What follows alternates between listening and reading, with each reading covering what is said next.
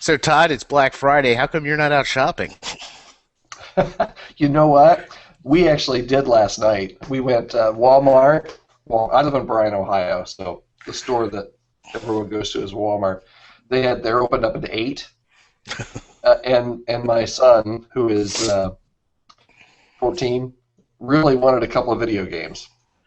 And I'm like, dude, we did this last year when they opened at 5, Hmm. and it no. But he really wanted these two video games. They were like regular $50 and they're $10 or something. So him and a friend and my wife and my daughter went to Walmart at 5 till 8. There was not a parking place to be found. Oh my. We parked along the building in the back, and it was just wall to wall to wall people. It's crazy. Do you do the Black Friday shopping thing? Not really. It's we've since I was in fifth grade, we've come down to Cape Hatteras on the Outer Banks of North Carolina, and there are absolutely no stores down here. So that's that's my nephew. That's my nephew jumping in. So we bring my whole family down, and there's no stores around to do Black Friday, so we don't have anything to do, and I miss out on it. You're not missing a thing. You know, this goes back. Really, my hatred for Black Friday goes back about almost 20, probably a little bit longer than 20 years ago. I went to a Black Friday sale at a Kmart, Ooh. and I dropped as everyone was going in. I dropped like the flyer I had in my hand. And I went to pick it up, and a lady ran over my hand with a cart. Are you serious? No lie. And ever since then, I've just had this deep, deep, almost religious-like disdain for Black Friday. Yeah, So that's just. it's painful. Now, have you worked through all your emotions wrapped up in that, or is that still, No, it's still still raw. counseling? It's still raw. Yeah. so, But I do love me some turkey. I think Black Friday would be a whole lot better if everybody went into the shop, to malls and stores and all that kind of stuff, with their turkey leg in one hand, card in the other, just taking a bite, You actually took a bite. I took a fake bite because it's like 8:30 in the morning and this turkey drumstick is cold. Yeah, that's kind of nasty. Greasy turkey, 8 o'clock in the morning. Ooh. But I am loving your hat. Are you? Yes, Beautiful hat. we had craft time with Uncle Matt and Aunt Teresa yesterday. That looks So like the new J.C. Penney logo. The Square Deal logo. I just need to yeah, yeah, put that's JP in it. that's what it is.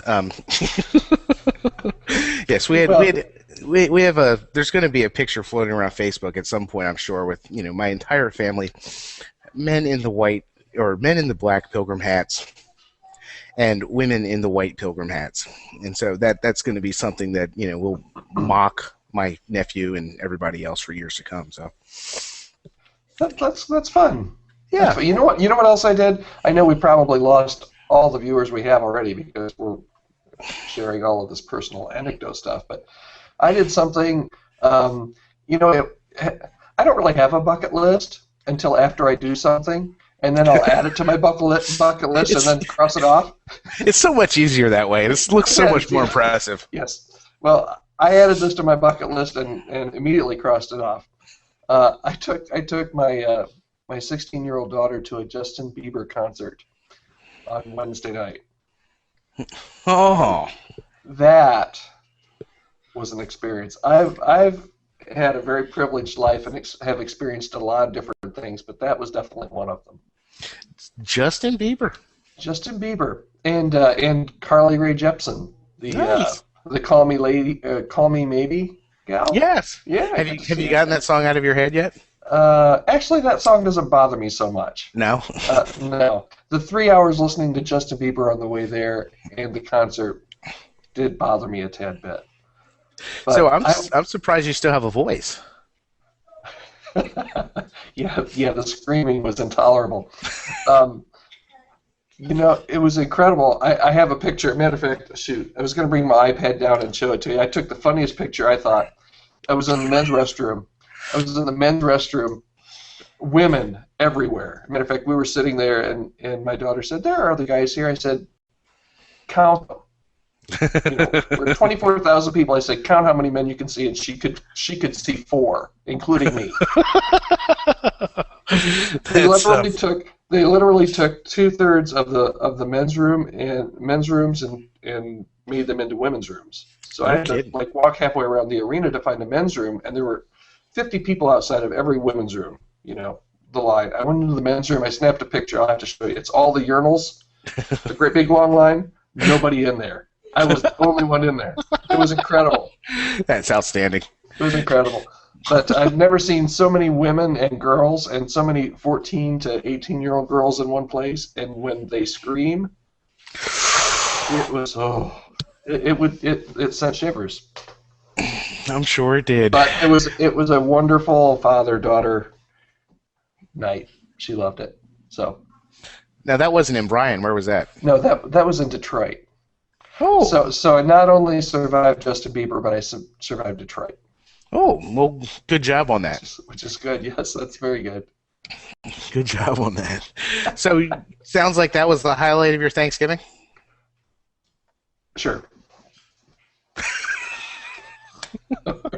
I almost believe it was fun. We had a really quiet Thanksgiving. We sat around with family and ate some turkey and some pie, and that was about it. So nice. No football. Very nice. We watched the Lions get beat. We're not big Lions fans. It's just the game that was on, but that was a weird game. Yeah. I heard the Jets didn't do much better. You know what? I didn't watch that game. I was so worn out after watching the Redskins beat the Cowboys. I didn't have any stamina left. Between that and the tryptophan, I went to bed. But I was excited to see. I can't tell you how much I dislike the Cowboys. Really? I can't. They're words do not properly explain that. And I'm a Redskins fan, so it was fun to see that finally. So I'm thankful that we finally have a quarterback and the grown-ups are in charge of our team. So. Yeah, I'm not hugely into football, but I like to watch it every once in a while. Yeah. But that's a good segue into our first topic, though. Football coaches. Yeah, you see what I did there? We're gonna try and keep it light, right? Yeah, we're gonna try to keep it light. So we'll see how that goes. So, yeah, and we're gonna try not to talk about Lifeway. So we're we're unsanctioned from Lifeway. Yeah. Double secret probation. Our books are never going to be in their stores, which is convenient because we don't have any. But exactly. So yeah, back to football. I saw a story. This was the easiest way to get Tony Dungy to speak at your event. Apparently, is to run into us or to have him run into your car. So I don't know if you've been trying to book Tony Dungy for the Nines or something like that, but next year that's what you do. So apparently. He was at church and he accidentally scraped somebody's car next to him, left a note on the window, and What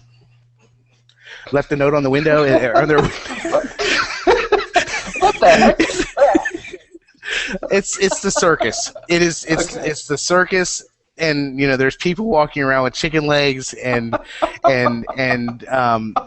pilgrim hats, and I'm telling you, man. That's awesome. Yeah. Anyhow, yeah,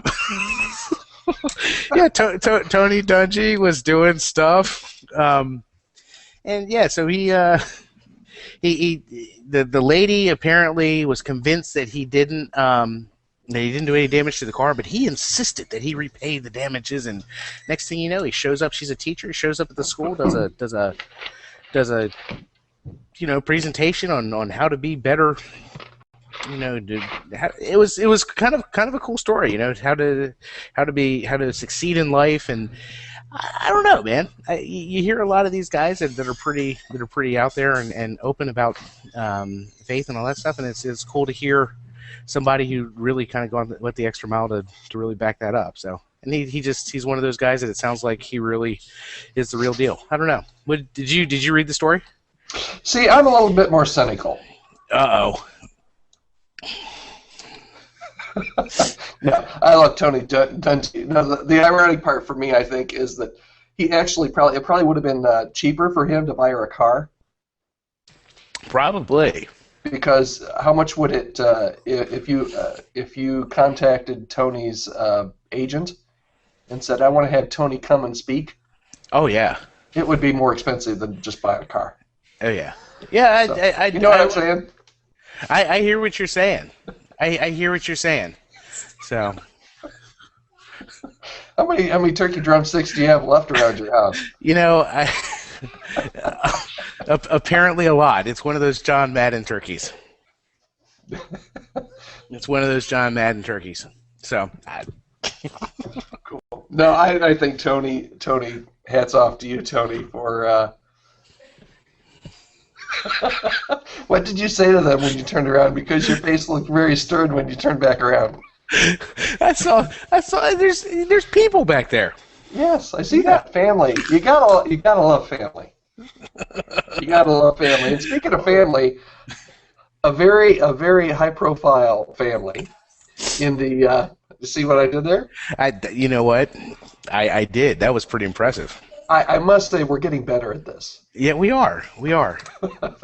We are. A really interesting story this week on CNN.com, which I thought was really actually well written. They got a kind of a scoop with Andy Stanley and Charles Stanley talking about the whole article title is that they opened up on betrayal and talked about back, I don't know how many years ago, when Andy left First Baptist and Charles Stanley was going through a divorce, and it really broke up the father-son kind of dynasty that they had that was going to eventually happen there. But I would encourage you, we'll put the link in the show notes, but I thought both Andy and Charles opened up. Neither one of them are real big on giving interviews or really talking much about personal stuff. But I thought it was a very open look, a very honest look at their relationship over the years. And Charles just turned 80, and Andy went and spoke at his party at First Baptist, and it's been really a full circle thing. But a lot of interesting things in the article. The one thing I would have liked to have seen on videotape, they mentioned at one point, they were trying to work things out, and I think Andy and Sandra had Charles over for dinner, and the whole night they said ended up with the two screaming at each other at the top of their lungs like school children out in the driveway. I would love to have seen that on. Where's TMZ when you need them? Oh, I know. If that happened today, that would definitely be all over that.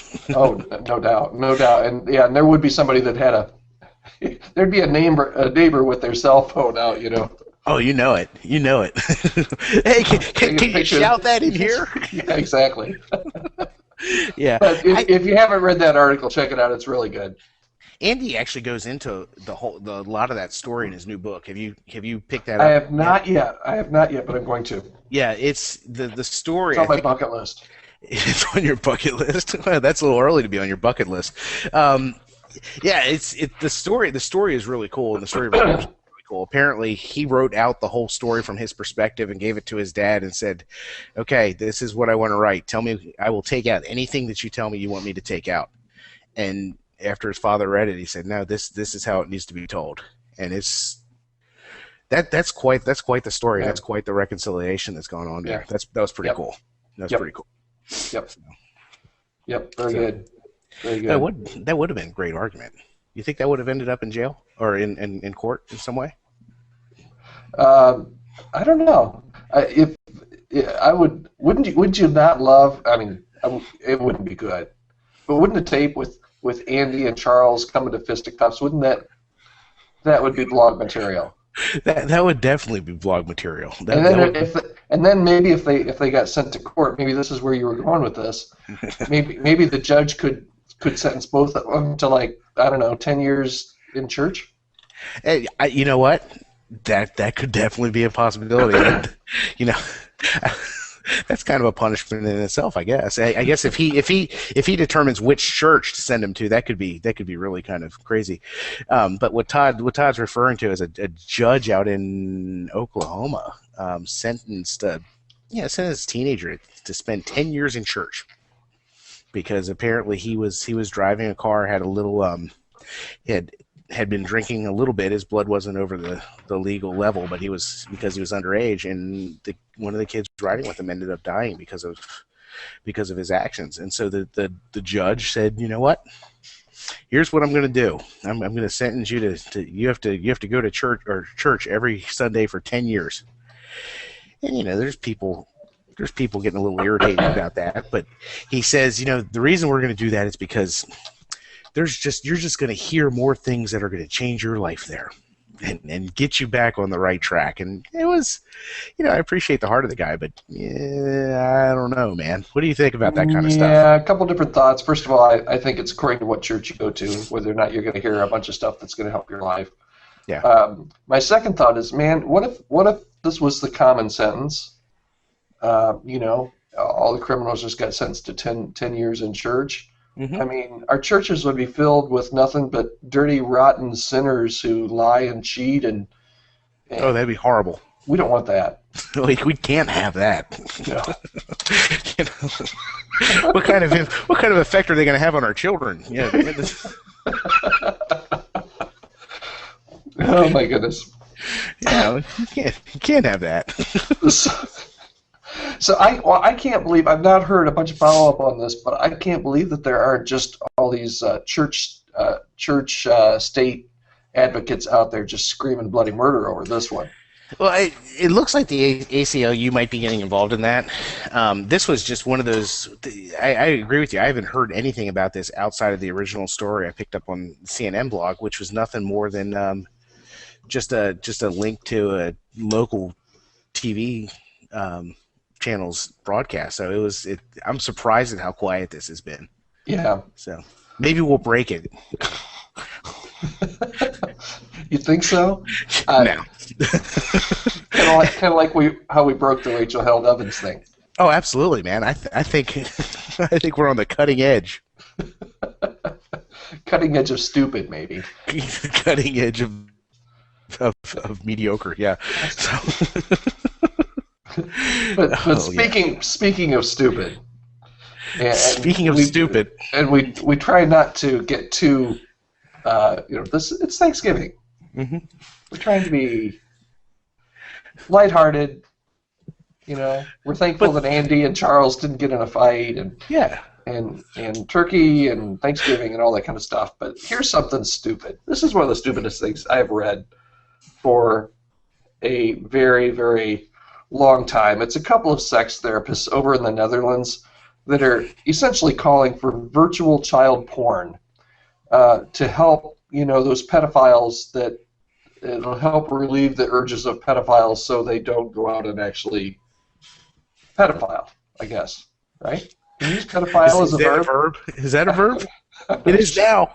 I'm not sure. Listen to the quote. I read this week and I couldn't believe what I was reading. It says, if you make virtual child pornography under strict government control with a label explaining that no child was abused, you can give pedophiles a way of regulating their sexual urges. And then he said, we don't make enough of a distinction in public debate between healthy pedophiles, people who are not pedosexually active, and delinquent pedosexuals. So essentially, he's saying that there are pedophiles. It's kind of a predisposition, and there are kind of healthy ones that don't act out, and there are unhealthy ones that act out. So what we need to do is, instead of showing them real child pornography, let's make it legal and show them like kind of animated. I don't know. So this is Amsterdam, right? Yep, I believe so. And they have certain substances. They have certain substances there that are legal that aren't necessarily legal in 48. Mm-hmm. Yeah. You think some of that stuff played into this? Yeah, it's a lot like Washington State, I think. Is it Washington State? Yeah. Washington State and Colorado. Yeah. Yep. In Colorado. Yeah. Yeah. So, well, the last quote kind of got me. Now you tell me, run this through your theological lens and tell me whether or not this is true. These two sex therapists said, "We are not responsible for our thoughts or our fantasies. We're only responsible for one thing, and that's our actions." Man, I wonder how many times they had the munchies while writing this. Yeah. That's I don't know. I don't know. Didn't Jesus say something about, it's good that you don't have adultery, but the moment that you've even thought it, Yeah, it's so. All right, why don't we just go through this out as stupid? that's Um, that's something special right there, man. Wow.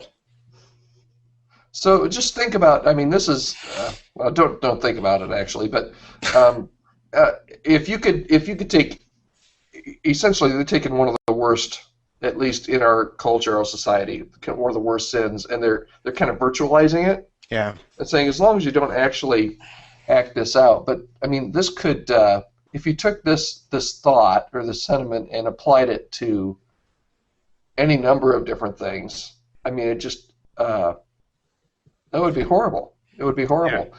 And I don't understand the reasoning. Okay, so if you're one of the healthy pedophiles and you're able to not, you know, have all of your desires quenched through this virtual stuff, what happens when you walk out on the street and you Yeah. there's still the temptation, Yeah, even and if there's there's the outlet. I would think, but I don't know.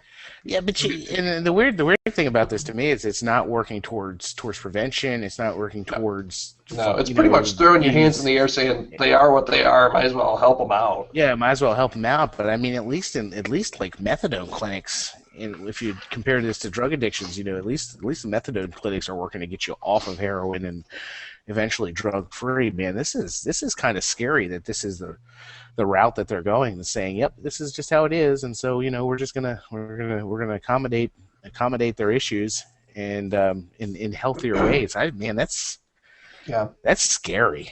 Okay, so here's the question: as good evangelicals, you consider yourself a good evangelical, correct?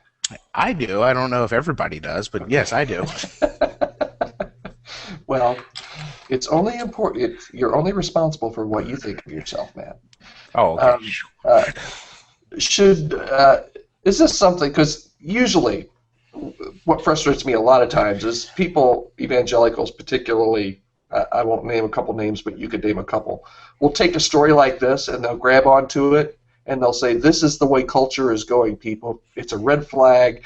Heads up! In 5 years, the government in the U.S. is going to be giving virtual child pornography to every pedophile, and this is a wake-up call for the church." I, I don't think so. What do you think? Um, I can see society generally slowly going in that direction. I don't know if it's a 5 year thing. At the same time, I don't think it's. I don't think our friends with the vast email lists and media influence. I don't think it's cause for them to start doing that. I think as society becomes less and less grounded by oh man, now you got me all wrapped See, up I in put this. you in a pickle, didn't you? Yeah, See, I would say the same thing as you. Look, I yeah, think society is not going in the same direction. Okay, I know I don't mean to contradict what I just said. Society's not going in the right direction, and we're going to see more and more things that come out like this that are really lame-brained. hmm That 99.5% of the people are just going to say that is stupid. hmm But what I've seen happen in culture, which is I think what you were trying to say, is that the more you get kind of the academians and other people, is that a word, yeah, saying stupid things like this, the more times you repeat it, the more times people start to think, or at least give credibility to this and it idea. becomes accepted. I look at like Kurt Yeah, Schmoke back in the late '80s. Kurt Schmoke started talking about legalizing drugs, and saying the war on drugs is dead. And this was late '80s, so what, 20 years ago, maybe more. Saying that we need to legalize drugs. And now you look at what's going on in Washington. Kurt Schmoke, by the way, he's the mayor of Baltimore, um, and the DEA and everybody started to talk about reduce pulling the plug on funds going to the city and all that kind of stuff. And so it kind of went away. But 20 years later, all that conversation has gotten us to the point where now you look at Washington State, you look at Colorado legalizing marijuana. I mean, that's how this kind of Mm-hmm. stuff works, you know. Mm-hmm. So many people will talk about, as California goes, so goes the rest of the country. I don't know that I'm fully on board with that, but that's like you said, the conversation, it begins, you begin to have more and more conversation about this, and next thing you know, it's common. Yeah. It's a common deal. So Well, I mean, I look at what's happened in the past 30 years with homosexuality and the acceptance of homosexuality in our culture, and it has tremendously changed the view of homosexuality from my kids' generation yes, in high school compared to what it was when I was in high school is totally different. oh yeah, And was and this is a whole show here. uh, I grew up when the church was when those same people that I was just getting upset about, crying foul about something like this, cried foul when the first TV show came on that had a homosexual character in it. yeah. So should they have done that? They were. I don't know. I look 30 years into the future and see that it didn't really do us much good. It pegged us as being anti, and we were anti. I don't know. I'm digging myself a hole here, but do you see where I'm going with it? Oh yeah. I don't know that. I don't want us. I don't want us in 30 years. If it's this pedophile, it's going to be something. Yeah. I don't think it probably will be this, but in 30 years we're going to lose again if all we do is just demonize everybody and not Create not sympathetic fight. figures. Yeah, and polarize everybody. Yeah. So That strategy has not served us very well. that was. I'm so sorry. I should have taken that out of the lineup. Well, it's interesting that's in Amsterdam. Because I read something. Did you see? Have you ever heard of the church tax? I was reading what you sent me earlier to prepare a little bit. I'd heard about it, but I'd not really ever thought about it. That was kind of a fascinating. It's just a different. I was over in Europe the other day.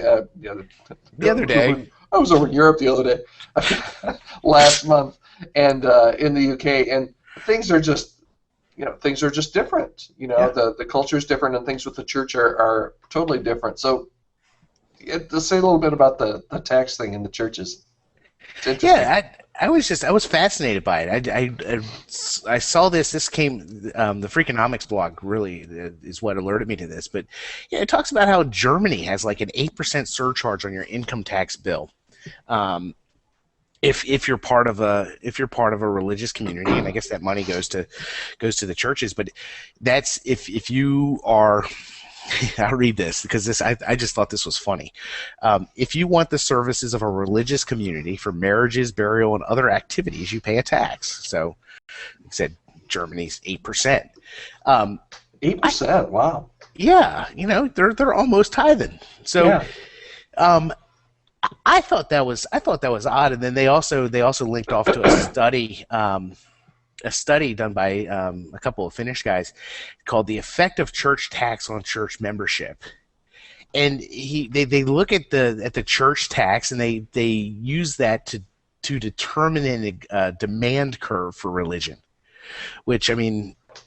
We have people that talk about how the church is getting too corporate, so I guess that's going to take that to a whole new level. But they basically, it's the price elasticity of demand is fairly small, not more than 0.05, but that's partly until 2003 when Finland made it difficult to opt out of religious community and opt out of paying the tax.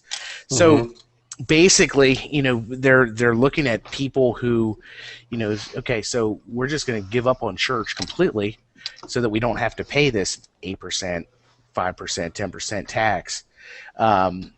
Except when we need it, so like the years that they would need to get married or need a funeral or something like that, they would pay it and then go back and it sounds like a European twist on the Christmas and Easter attenders.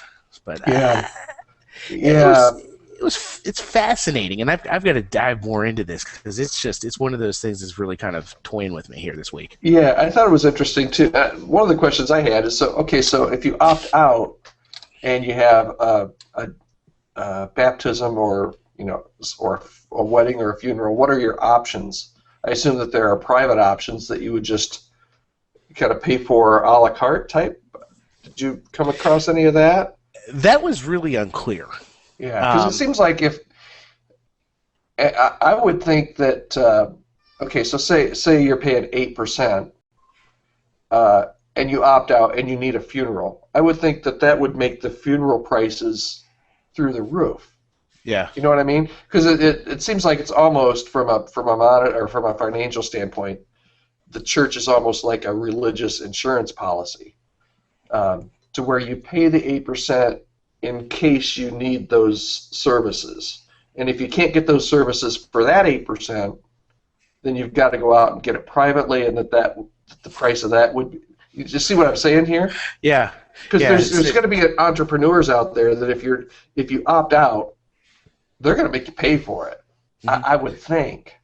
This kind of sounds like a lot of the argument around national or socialized healthcare and all that kind of stuff. The springing up of boutique religious options, which I don't know, man.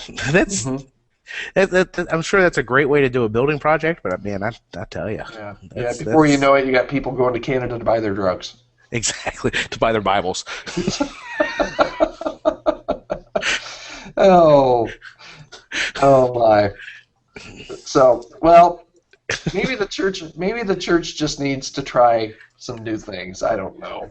The infamous new things. The infamous new things. I put an article up over at my blog this week about it. It actually came from a Fast Company article, and this line kind of made me think. It said it was talking about why businesses and companies are afraid to try new things and to innovate. And the line says, companies resist innovation because it appears to be less profitable. And essentially what they're saying is that a lot of companies won't invest in new things because it costs money, and they're not sure about the return on investment. I thought, that's probably a big reason that a lot of churches don't try new things. I think there are a lot of other reasons for it too, but one of the reasons is, and I really believe this, is that churches and pastors and boards are afraid to spend some money to try some new things. Because, first of all, they're responsible for it, and that's a good thing. Mm-hmm. But I wonder how many churches are unwilling, particularly in hard economic times, to start something new, unless there's a real favorable financial model that goes along with it. Is this going to bring new people into the church? Are we going to charge fees or get some kind of money back on this? Rather than what the church really should be doing is this going to help us achieve our mission? Yeah. So it was just kind of a challenging thing, I thought, to challenge pastors on. Two things I thought. Does this idea or this new innovation or this new thing you're going to start ultimately move us closer to reaching our mission as a church? Mm-hmm. And then if you decide against something, am I looking at this new idea through an eternity lens or through a financial lens? Because churches are not businesses. We like to run them as businesses a lot of times, but I hate to see churches pull back because they're afraid of starting something that might cost a couple of bucks. Oh yeah.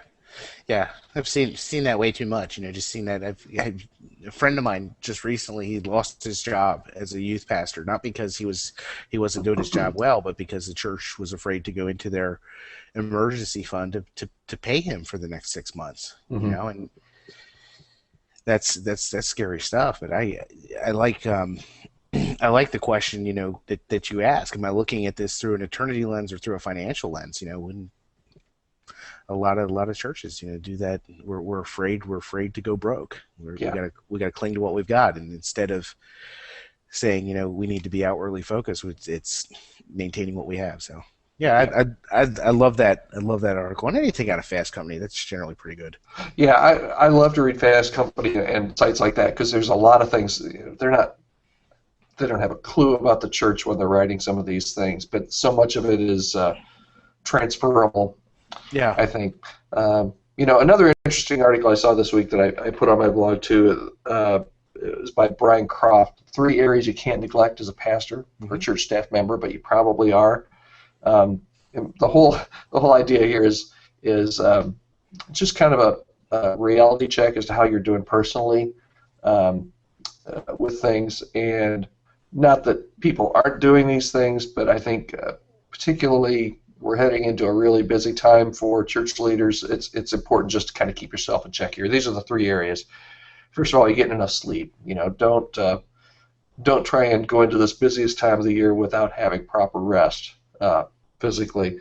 Secondly, is lack of exercise. You gotta get the body out and get it moving. And he gives some tips on these. And the third, probably the most important, is lack of spiritual attention to your own soul.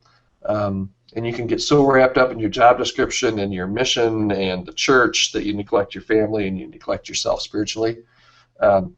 So I thought it was a good read. I posted it on my blog. The link will be in the show notes. But take a look at that, particularly if you're just kind of entering this season kind of exhausted. Go and read this. It'll be an encouragement to you.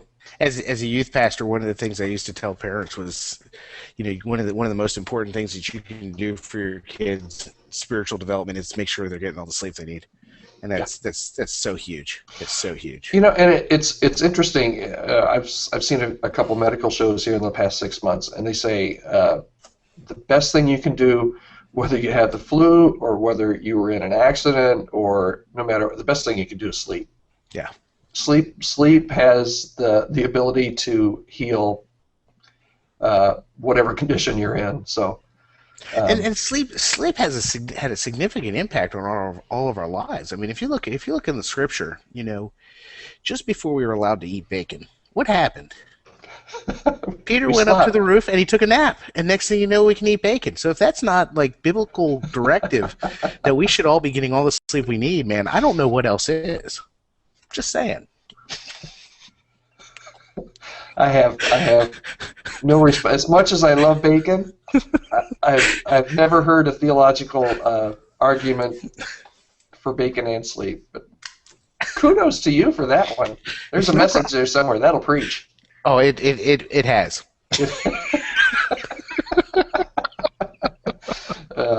It has. Very, very, very nice. Well, of course, there are probably some pastors out there that are sleeping too much. Yes.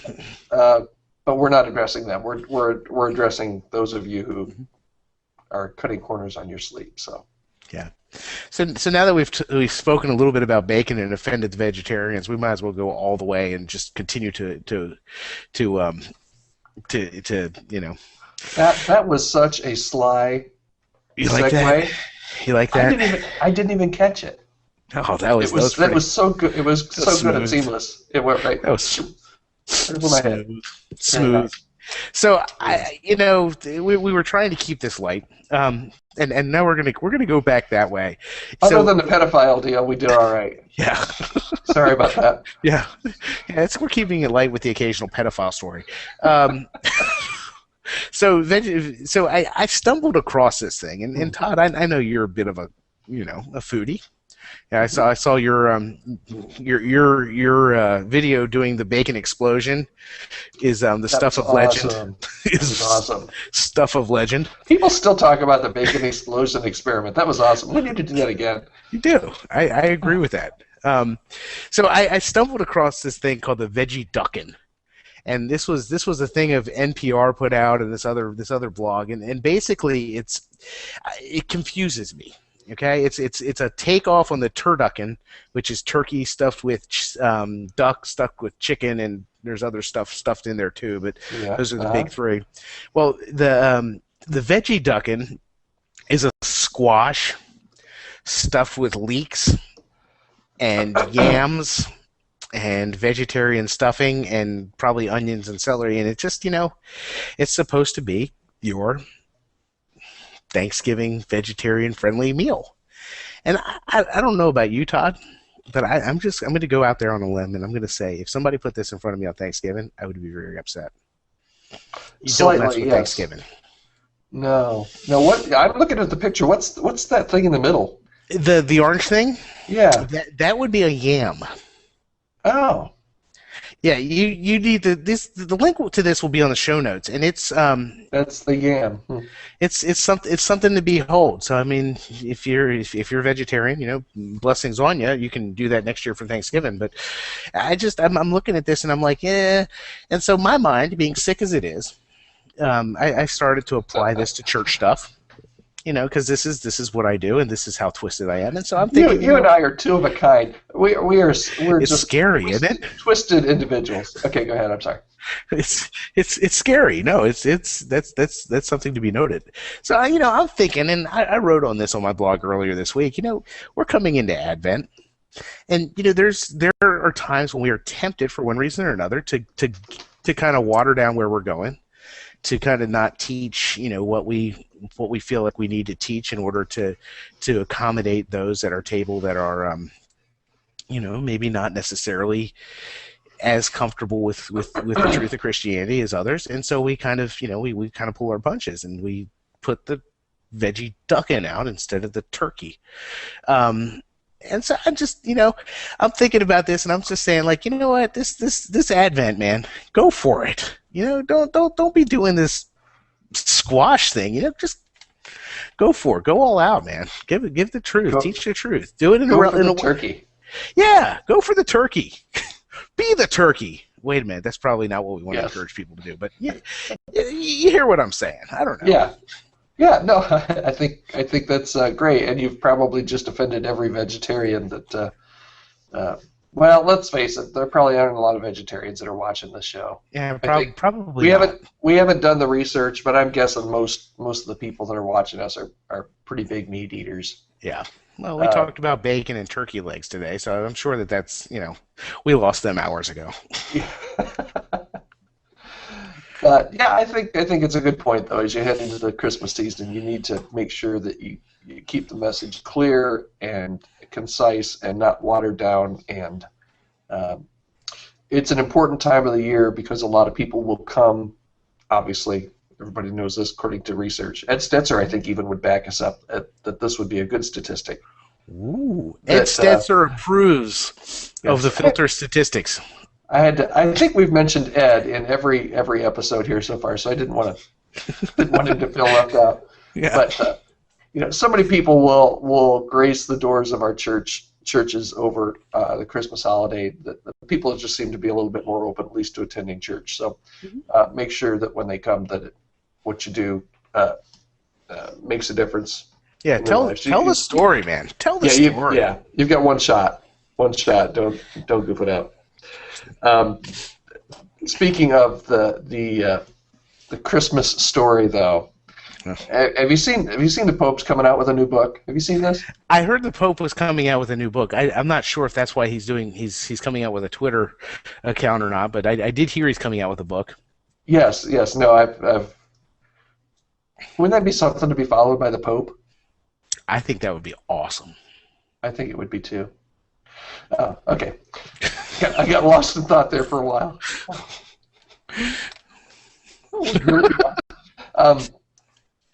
Pope came out with a new book, and he's setting the record straight on some of these Christmas things that you and I have thought forever. I'm just aghast. First of all, he says that the guy, I believe it was a monk, that originally set up our calendar, somehow made a mathematical error, and that Jesus is actually a few years older than what we've thought. So really, it could be like 2016, 2020. We're not sure. Oh, really? Yeah. I thought it was like 3 or 4 years. So now that's wow. Yeah. We're not sure. I think it was 3 or 4 years, but that would be what 2015, 2016. Yeah, something like that. Something like that. Fast forward a little bit. Yeah. So that was one thing. The other thing that he says, or two other things, and this will mess with your mind, Matt. First thing is he said that there's really no biblical proof that there were animals. What? In the manger scene. No, in the gospel there's no mention of animals. Oh, Matt, man. references to the oxen and the donkey and other parts of the Bible may have inspired Christians to elude them or to include them in the nativity scenes. So the ox and the ass may not have been there at all. And This is disturbing, disturbing. isn't it? It is. Next thing you know, you're going to tell me there's no Santa Claus. Let's move on. Wait. You you have your little nephew there in the background. I don't want to shatter anything for him.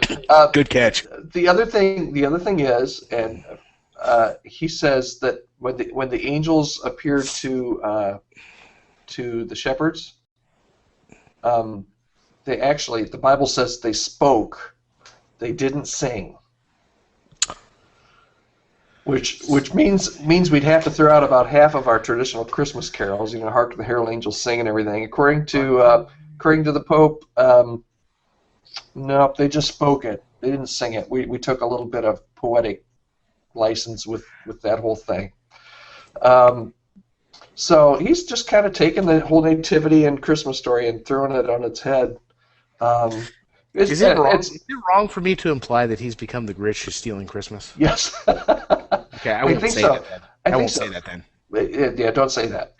But with the Pope, I'm not Catholic, obviously, but the Pope is infallible, right? So when he speaks something like this, is it not the truth? And can he supersede the words of other popes?